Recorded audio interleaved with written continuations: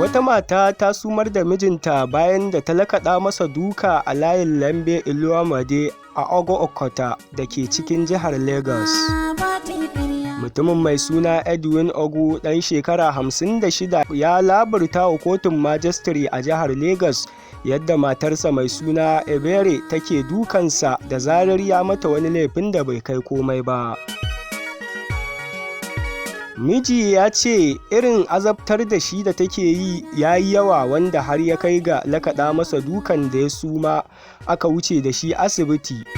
Jaridar Daily Trust ta tattaro.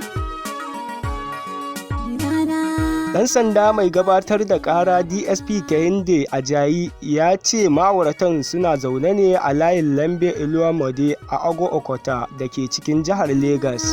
Sun samu saɓani wadda har ya kai ga tashin jijiyoyin wuya kafin matar Edwin ta daka shi, wadda ya yi sanadiyyar suma tare da kai shi asibiti don ceto rayuwarsa. Har ila yau rahotanni sun tabbatar da cewa matar da ake zargi ta musanta laifukan da ake tuhumarta da shi na cin zarafi da wulakanta ɗan adam. Daga bisani ɗan sanda mai gabatar da ƙara ya nemi kotun da ta ba da ranar da za a ci gaba da zaman sauraron wannan ƙarar. Mai shari'a Mrs. E. Kubenji ta ba da belin wacce ake ƙarar akan kuɗi Naira 100,000 da shaidu guda 2, sannan ta ɗaga sauraron ƙarar zuwa 6 ga watan Yuni na wannan shekara. A wani labarin, jaridar Legit Hausa ta ba da rahoton cewa an maka wani mai gidan haya a kotu bisa zargin cin zarafin wani mai haya a gidansa. Mai gidan ya watsar da kayan mai hayan ne a layi ba tare da bashi lokacin tashi ba. Ana tuhumar mai gidan da laifuka 4 da suka hada da ɗaukar doka da hannu da cin zarafi da kuma yin sata. Gwamnatin Enugu ta ɗauki nauyin aƙalla maniyyata hajjin Kiristoci 300 don kai ziyara ƙasashen Isra'ila da Jordan.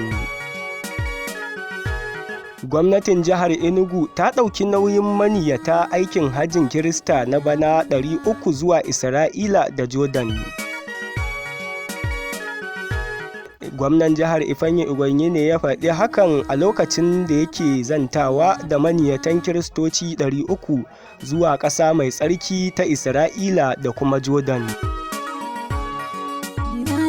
Gwamnan ya buƙaci maniyyatan da su yi wa jiharsa addu'a da kuma fatan nasara ga gwamnati mai jiran gado da Dr. Peter Memba, a cewar Punch da muka samu. Allah a cikin ikonsa da rahamarsa ya kare mana jiharmu da kuma wannan gwamnati na tsawon shekaru da na yi ina jan ragamarta, jihar ta kasance wacce tafi kowace jiha zaman lafiya. A nasa ɓangaren, magatakardar hukumar alhazan Kiristoci ta Najeriya Yakubu Pam ya nuna jin daɗinsa game da hoɓɓasa da gwamnatin Ubonyi ta yi ta ɓangaren addini tun daga kafa gwamnatinsa shekaru 8 da suka wuce.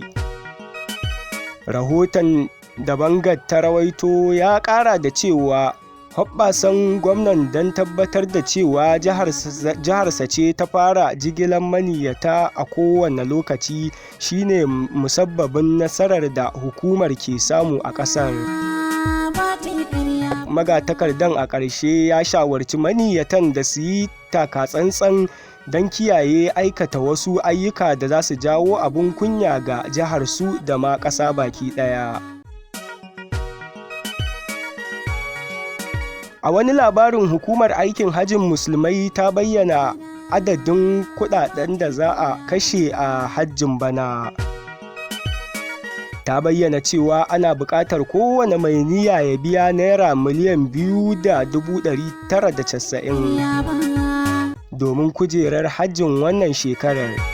Ana yawan sanya kuɗi mai jawo cece-kuce na hajji a Najeriya, musamman bayan annobar corona. ku danna mana subscribe sannan ku taɓa alamar ƙararrawa domin ci gaba da kawo muku sababbin ƙayatattun shirye-shirye da labarai managarta.